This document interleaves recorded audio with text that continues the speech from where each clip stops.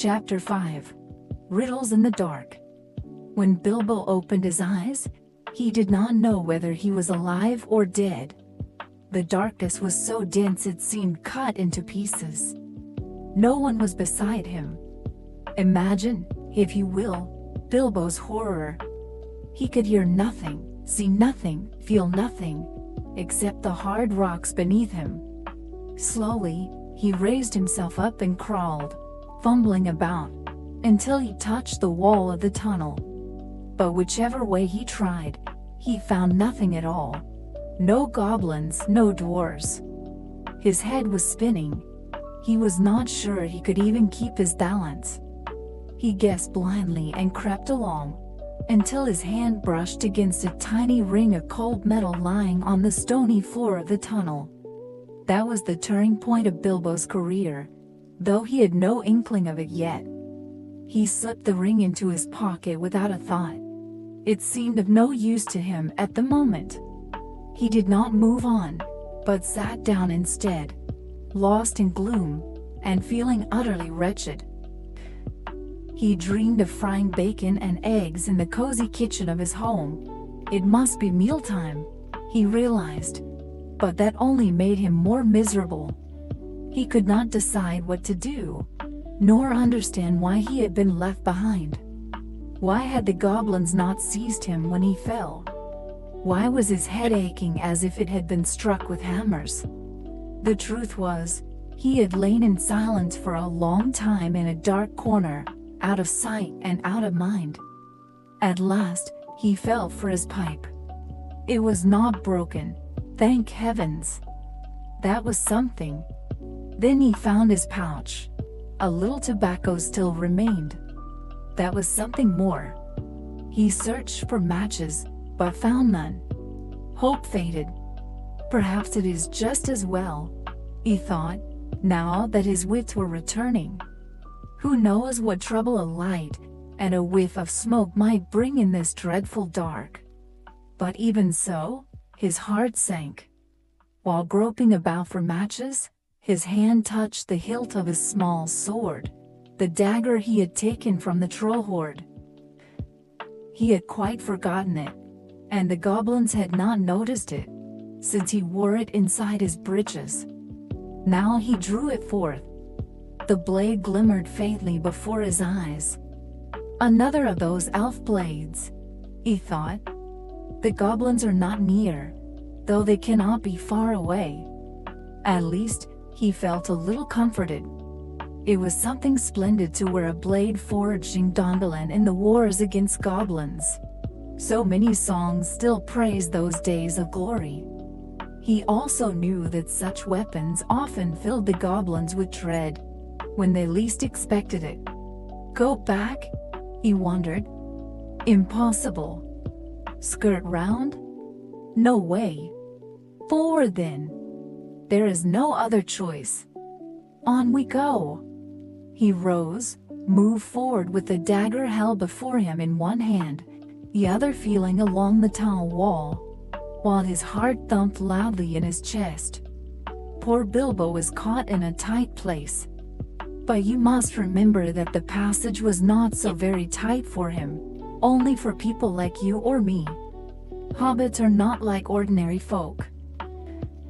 Their holes may be pleasant and well ventilated, unlike goblin tunnels, but hobbits are more at home underground than we are, and they do not lose their way easily once their heads stop spinning. They can move very quietly, hide themselves swiftly, and their wounds heal quickly. They also have a store of proverbs and sayings unknown to us, or long forgotten. Still, to be frank, I would not wish to be in Mr. Baggins's place just then. The tunnel seemed endless. Bilbo felt as though a wound steeply downward in a spiral. Sometimes there were side passages, which he glimpsed by the faint light of his blade, or sensed with his hands. But he paid them no heed, fearing some goblin or monstrous creature might leap out at him. On he went, deeper and deeper, hearing no sound except now and again the flap of a bat's wings. At first, he was startled, then grew used to it. I do not know how long he kept on that way, too frightened to stop, too weary to go on, until he was utterly worn out, as though this would last for days upon days.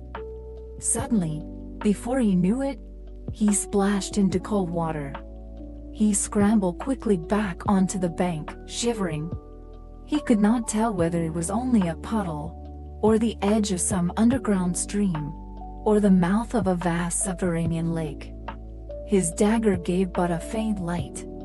He stood still, straining his ears, and heard only the drip-drip of water from a stone above into the pool below.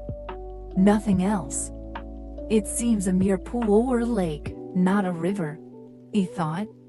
Yet he dared not wade across. He could not swim, and he feared strange creatures with bulging blind eyes writhing in the depths. For in deep, dark lakes beneath the mountains there dwell odd beings, fish whose fathers watered in long ago, and never came out again, whose eyes grew large and sightless in eternal night, and fouler things even than fish. In goblin tunnels, too, there are creatures the goblins themselves do not know. They slipped in from outside, lurking in dark corners. Some caves, long before goblins found them, still had their secret denizens. They moved silently, sniffing, spying.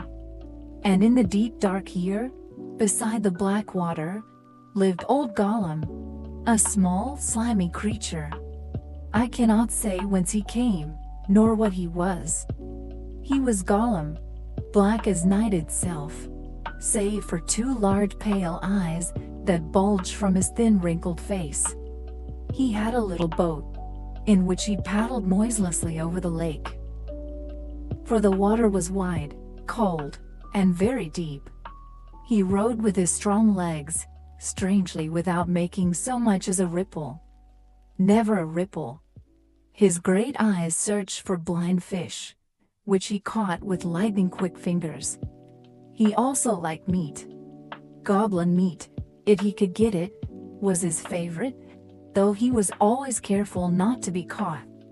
He would creep up from behind and throttle them, if ever one strayed alone to the water's edge while dawn lurked nearby. Rarely did the goblins come down, for they too had a sense of something uncanny in the deep roots of the mountain. Long ago, they had reached the lake when tunneling, but the way ended there, and they seldom had reason to return, save when the great goblin commanded. Now and then, he fancied fish, and now and then neither fish nor goblin was ever seen again. Gollum lived upon a slimy island of rock in the middle of the lake. From there, his eyes peered out like telescopes, watching Bilbo on the shore. Bilbo did not notice him, but Gollum was curious. He saw that Bilbo was no goblin. He slipped into his boat and glided toward him, while Bilbo sat bewildered and forlorn, at the end of his wits. Suddenly, Gollum popped up and hissed a whisper. "Bless us and splash us, my precious. A feast it is, a juicy bit, Gollum." When he said Gollum, he made a horrible swallowing noise in his throat, hence his name. But he always spoke of himself as my precious. Bilbo sprang up as if burned, for a pair of pale eyes were glaring at him. "Who are you?" he asked, holding out his dagger. "Who is it, my precious?" whispered Gollum. He always talked to himself, for he had no one else. That was why he had come instead of pouncing at once. He was not yet hungry, only curious. Otherwise, he would have seized Bilbo before speaking. "I am Mr. Bilbo Baggins. I have lost the dwarves and the wizard, and I don't know where I am, nor if I shall ever get out again." "What has it got in its hands?" asked Gollum, peering at the sword. He did not like it. A sword, a blade out of Gondolin. SSH. Is Gollum. "Perhaps we sit and chats, precious." Does it like riddles, perhaps? Restless, Gollum tried to appear friendly. He wished to learn more of Bilbo, of the sword, whether the hobbit was truly alone, whether his flesh was fit to eat, and whether indeed hunger was stirring in him. He could only think of riddles. For riddling was the only game he had ever played. Long ago in the hole, where he once lived among friends, before he was cast out, forgotten, and driven to hide beneath the mountains. Very well, said Bilbo, though his heart fluttered. He too wanted to know more about the strange creature, whether it lived here alone, whether it was fierce and ravenous, whether it was allied with the goblins. You ask first, said Bilbo, who had not had time to think of a riddle. And Gollum hissed this. This thing all things devours. Birds, beasts, trees, flowers. Gnaws iron, bites steel. Grinds hard stones to meal. Slays king, ruins town. And beats high mountain down. Too easy, said Bilbo. It must be a mountain. It guessed so quickly that it must compete with us, my precious. If precious asks and it does not answer, we eats it. If it asks and we does not answer, we does what it wants. Yes, we shows it the way. Agree, said Bilbo, without thinking to object. His mind was straining to invent a riddle that might save him from being eaten. 30 white horses on a red hill. First they champ, then they stamp, then they stand still. That was all Bilbo could think of. The thought of being eaten still hung over him. The riddle was old, and Gollum knew the answer, as you do. Teeth, teeth, he hissed. Teeth it is, my precious, but we only has 6. Then he gave his second riddle. Voiceless it cries, wingless flutters, toothless bites, mouthless mutters. Wait a bit, Bilbo shouted. The thought of being eaten still distracted him. Fortunately, he had heard something like this before, and when he calmed himself he found the answer. Wind, of course. It must be the wind. Pleased with himself, he thought up another. Let this slimy creature be puzzled for once, he said to himself. An eye had a blue face. Saw an eye and a green face. That eye is like to this eye, said the first eye. But in low place, not in high place. Amar, muttered Gollum. He had lived in the dark so long he had forgotten all those things. But just as Bilbo began to hope the creature would fail, Gollum remembered ages ago, when he lived with his grandmother in a hole by the river. Sun on the daisies, it must be precious. But such outside riddles made him tired. They reminded him of the old days when he had not been so lonely, sneaking and wretched. They maddened him, and they stirred his hunger. So this time he asked a harder, nastier riddle. It cannot be seen, cannot be felt, cannot be heard, cannot be smelt. It lies behind stars and under hills, and empty holes it fills. It comes first and follows after. Ends life, kills laughter. Unlucky for Gollum, Bilbo had heard riddles of this sort before, and he quickly answered. Darkness, he said, without so much as scratching his head. A box without hinges, key, or lid. Yet golden treasure inside is hid. Bilbo asked next, only to gain time for a killer riddle. He thought it rather ordinary, though he tried to twist the words strangely. But Gollum found it tough. He hissed and spluttered and coughed, but gave no answer. After a while Bilbo grew impatient. Well, what is it then? He said. It isn't boiling kettles, though you sound like one. Give us a moment, precious. Time is up.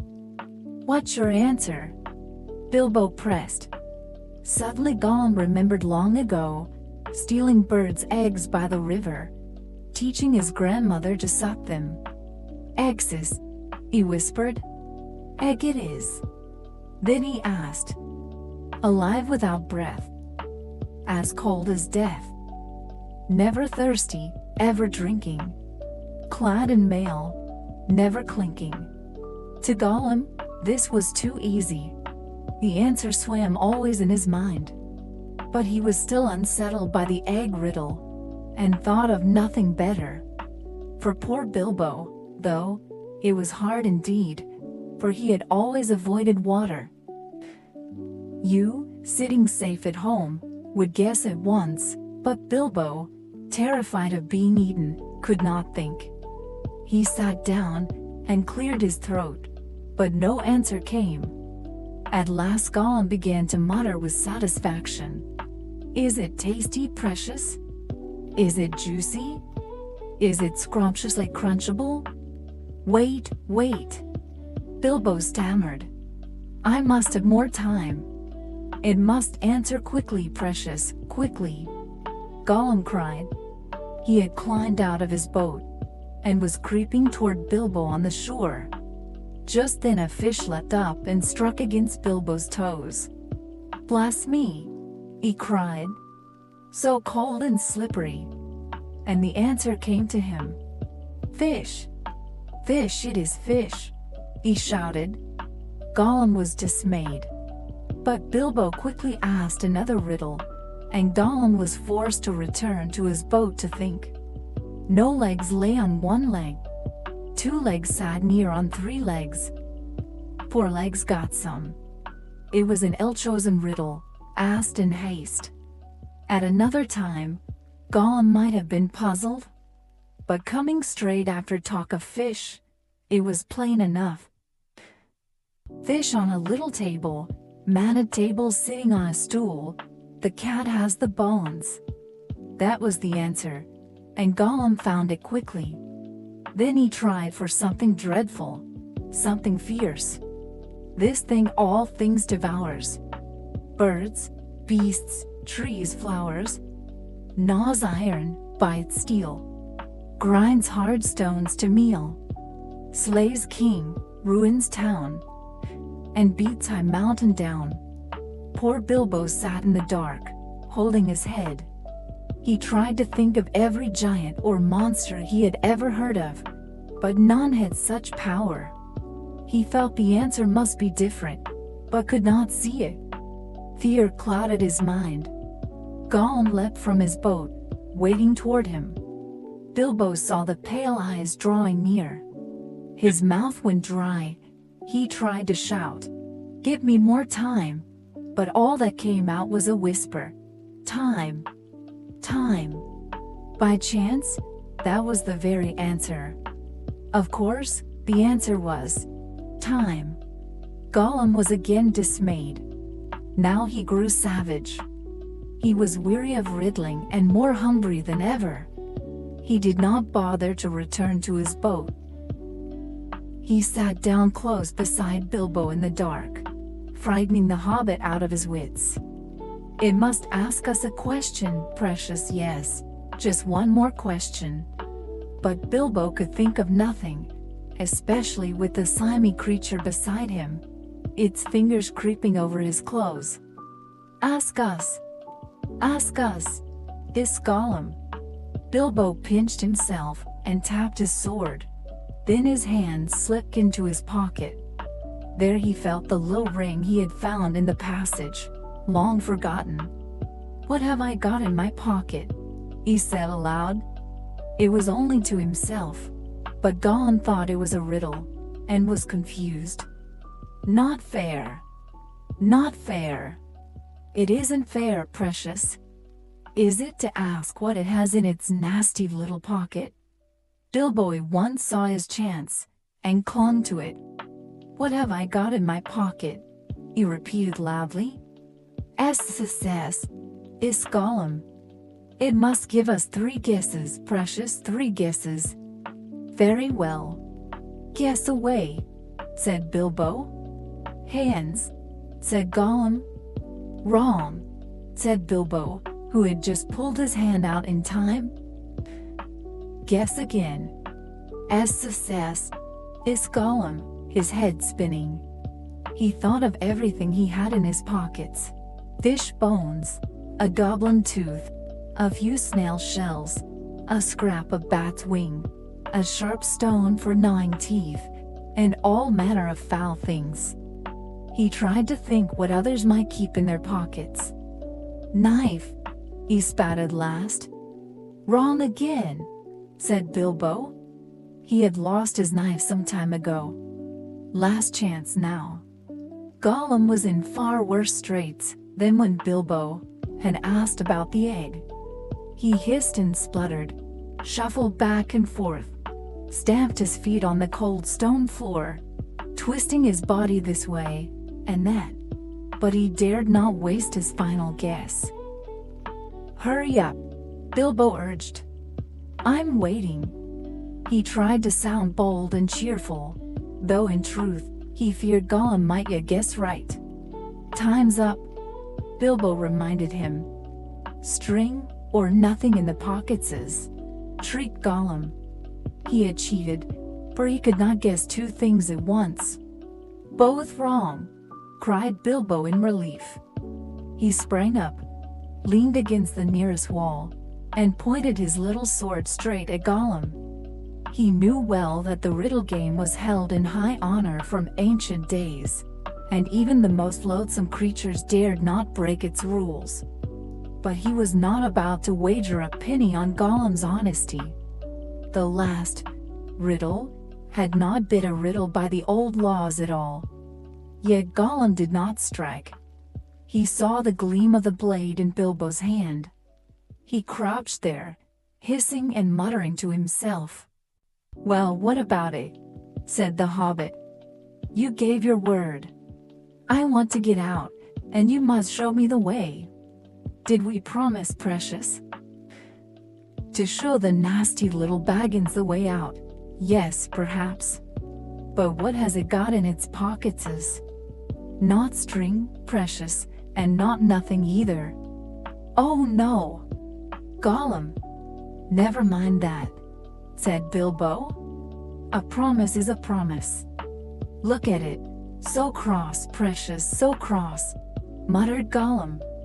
But it must wait, yes it must wait. We cannot go up the tunnels too soon. We must find something first. Cannot do without it. Well, get on with it then, said Bilbo, who was glad enough at the thought that Gollum might simply slink away and never come back. But what was he hunting for? What could he possibly possess down here in this dark lake worth so much? Bilbo was mistaken. Gollum meant to come back. He was hungry and furious, a cruel and treacherous creature, and he already had a wicked plan. His little island was not far away, and there, in a secret hiding hole, he kept many strange things, and among them, a treasure, a beautiful and wondrous thing. A golden ring, a magic ring. My birthday present, he muttered, as he often did in his endless dark days. We wants it now, precious, yes we needs it. He needed the ring, for it was a magic ring. Whoever wore it became invisible. Only in the sunlight could a shadow be seen, faint and wavering.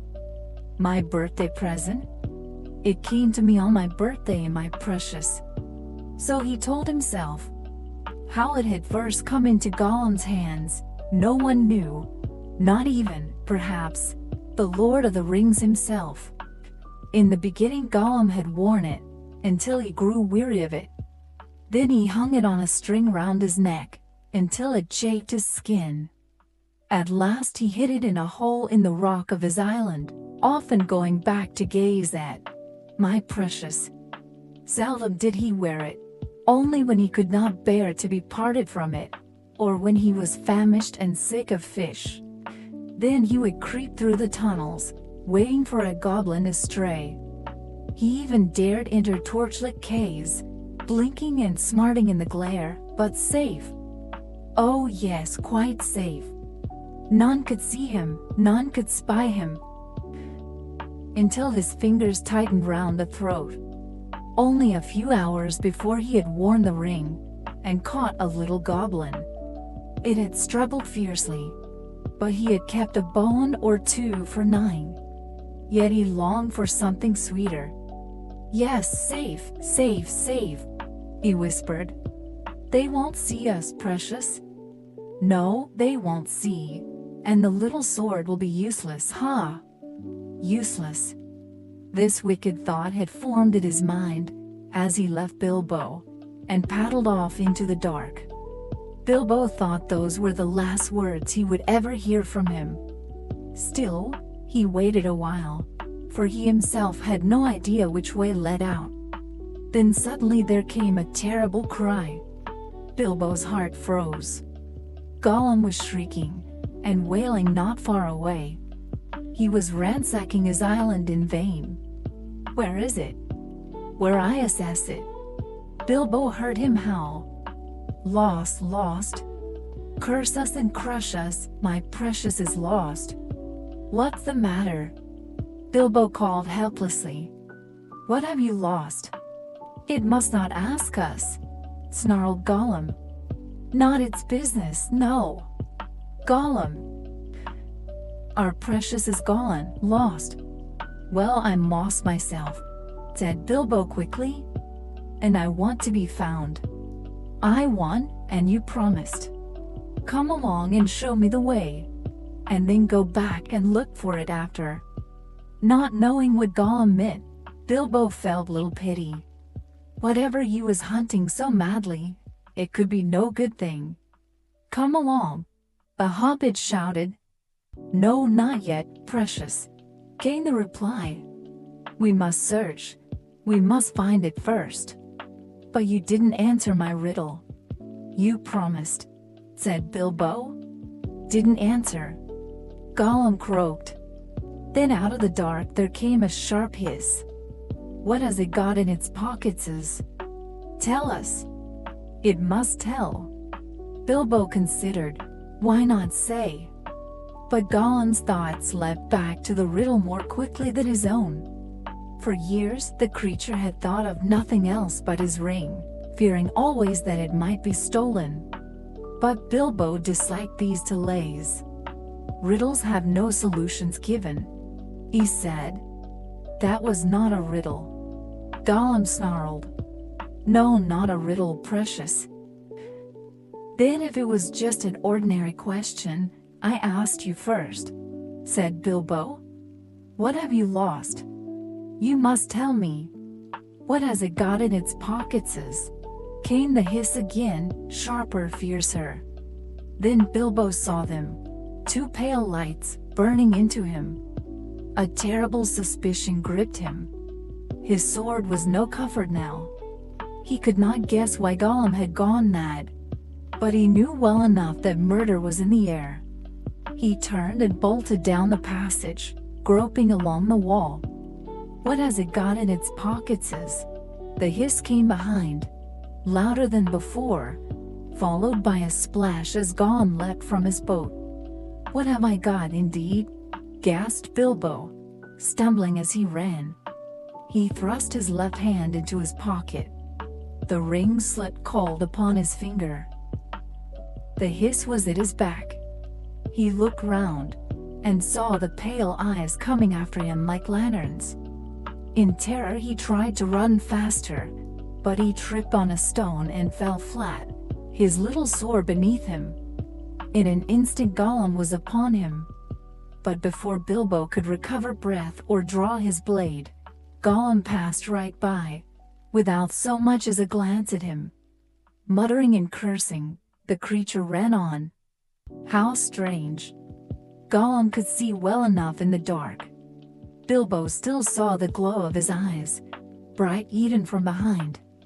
He rose, sheathed his sword, which now shone faintly again, and crept after Gollum. What else could he do? Go back to the lake? Impossible. If he followed, perhaps Gollum would lead him to an exit. Curse it! Curse it! Curse it! Gollum wailed. Curse the Baggins! We hates it forever. What has it got in its pockets? Oh, we guess, my precious. It has found it, it has got it, my birthday present. Bilbo pricked up his ears. He was trying hard to understand. He hurried after, as close as his courage would allow. Gollum scuttled swiftly, never looking back, his pale eyes flicking from side to side. Bilbo saw their gleam on the walls. My birthday present? May the flames consume it. How could we lose the ring, precious? How could we? That was the last time we went this way, when we throttled that little squirming boy. Ah, yes. The ring slipped from us after all that time. It is lost, Gollum. Suddenly Gollum squatted down and wept. A cry like the wailing of ghosts, horrible to hear. Bilbo halted, pressing himself into the corner of the wall. After a while Gollum ceased his weeping, and began to mutter, as if quarreling with himself. Go back and search? Useless. We forget the way we've gone. And it's no good, the Baggins has put it in his pocket. The cursed wretch has found it, we know it. We only guess, precious. We cannot be sure until we seize the thief and choke him. But he does not know the power of the ring, does he? He only keeps it in his pocket. He does not know, and he has not gone far. He is lost, the miserable creature. He does not know the way out, he said so. Yes, he said so. But he is a sly one. He did not say what he meant by that. He did not tell us what he has in his pockets. He knows. He knows the way in. He must know the way out. Yes, the back door, the back way. That's it. The goblins will catch him there. He cannot escape that way, precious. As says Gollum. The goblins. But if he has found my gift, my precious gift, the goblins will take it, Gollum. They will discover it. They will learn its uses. We shall never be safe again, never, Gollum. One goblin will wear it. He will stand there, but none can see him, not even our bright eyes. And he will creep up, sly and silent, and seize us, Gollum. Gollum. No more talk, precious, no more. Quick, let us hurry. If Baggins goes that way, we must run, must follow. Quick, precious, quick. Not far now. Hurry. Gollum leapt up, and went loping off with terrible speed. Bilbo followed as fast as he could, careful above all not to slip or stumble and betray himself by a sound. His head swam with hope and amazement. Plainly the ring was a magic ring. It made him invisible. He had heard of such things in old tales, but to think that by sheer chance he had found one. He could scarcely believe it. Yet the proof was near, for Gollum's pale lamp eyes had passed right by him, not a foot away. On they went together, Gollum loping and muttering curses, Bilbo creeping silently, holding his breath and setting his hobbit feet as lightly as he could. Soon they came to a place where many passages crossed and branched in every direction. Gollum halted to reckon the way. One left, yes. Then one right, yes. Two more rights. Two lefts, yes, yes. He muttered and counted. In his anxious reckoning he slowed his pace, and a kind of fear came over him. For he had gone far from his lake, and he felt suddenly afraid. The goblins might be near, and worst of all, he had lost the ring. At last, he stopped at a low opening to the left of the passage. 7 right, 6 left. This is the way out, he whispered. The back door. This is the passage." He peered down it, but then backed away. "Not for us. Not down there, precious. The goblins are there. Many goblins. We can smell them. S. What shall we do? Curse them, curse them. We must wait here, precious, wait and see." So they halted. Gollum had brought Bilbo to the way out, but Bilbo could not yet use it. For Gollum crouched at the very mouth of the passage, his eyes glimmering coldly, his head thrust between his knees, rocking to and fro. Bilbo edged from the wall, as light as a bird. But Gollum stiffened suddenly, as if to spring. His nose quested, his green eyes gleamed. He sniffed, soft but dangerous. Though he could not see the Hobbit, he was aware. Long practice in the dark had sharpened his other senses, smell and hearing. He crouched low, hands splayed upon the stone, head thrust forward, nose to the floor. In the pale light of his eyes, he was a wavering shadow, but Bilbo felt the tension in him, like a bow strung to its full. The Hobbit hardly dared to breathe.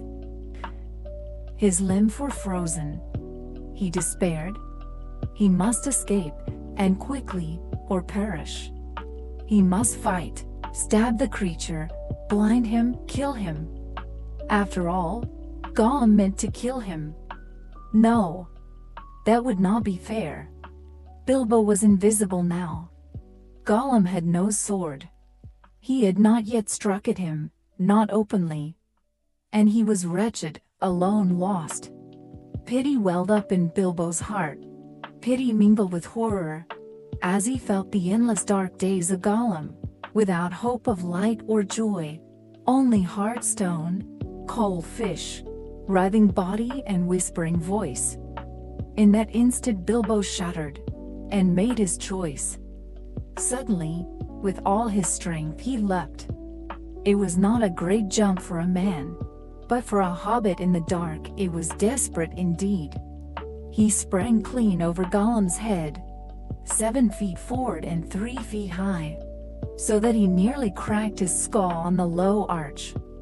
Gollum flung himself backward, clutching at the air, but Bilbo landed firm on his feet and ran straight into the new path. He did not look behind. He heard the hiss and curse close at his back, but then silence. And suddenly there came a cry, shrill and terrible, filled with hatred and despair. Gollum had been defeated. He dared not follow. He had lost all, both his prey and his treasure, the one thing he had cherished all his life. Bilbo's heart pounded, but he kept his head. Gollum's voice came faintly after him, full of malice. "Thief, thief, thief! Baggins! We hates it forever!" Then silence fell. Yet to Bilbo even the silence was menacing. If the goblins are near enough for him to smell, they must have heard his cry. Bilbo thought, "I must be careful, or I shall meet worse." The tunnel was low and rough, but not too hard for a hobbit to manage, though he stumbled sometimes on the uneven floor. A bit low for goblins, at least for the big ones, he thought. But he did not know that even the largest goblins could move quickly here, stooping low with hands almost touching the ground. After a downward stretch the path began to climb, and then grew steep. Bilbo slowed. At last the slope ended, and after a turn the way eased again. There, at the end of the passage, a glimmer of light appeared. Not the red flare of torch or lamp, but sunlight. Bilbo ran. Rushing around the corner, he came to a wide arch. The sudden daylight dazzled him after so long in dark, but it was only a narrow shaft to a great stone doorway that stood half open. He blinked, and saw goblins. Armed to the teeth, swords naked in their hands, They sat there watching the tunnel. They had been warned and were ready. They saw Bilbo before he saw them. Perhaps it was the ring, perhaps sheer ill chance, but the ring had slipped from his finger. With a triumphant yell, the goblins leapt. A pang of loss and fear, echoing Gollum's despair, seized Bilbo's heart.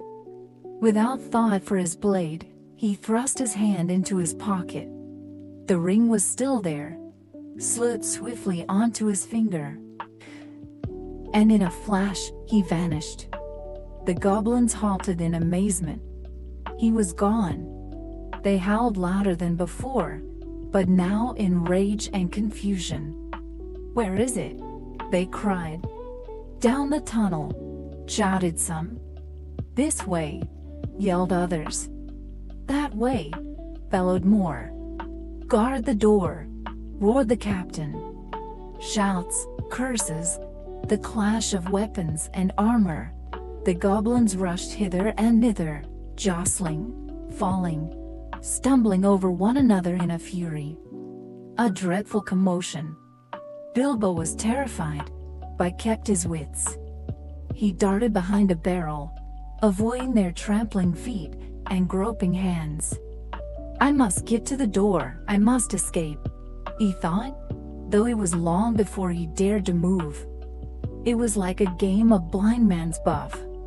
The chamber swarmed with goblins, and the little invisible hobbit dodged from side to side, once knocked flat by a goblin who never knew what he struck, then scrambling on all fours, and at last slipping between the captain's legs.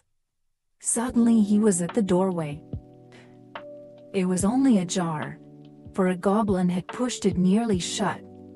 Bilbo squeezed through, forcing himself inch by inch until half his body was outside. But his buttons stuck fast. He could see the narrow steps, the valley below, the sunlight breaking from behind a cloud, but he was held. A goblin cried out within, "There's a shadow at the door.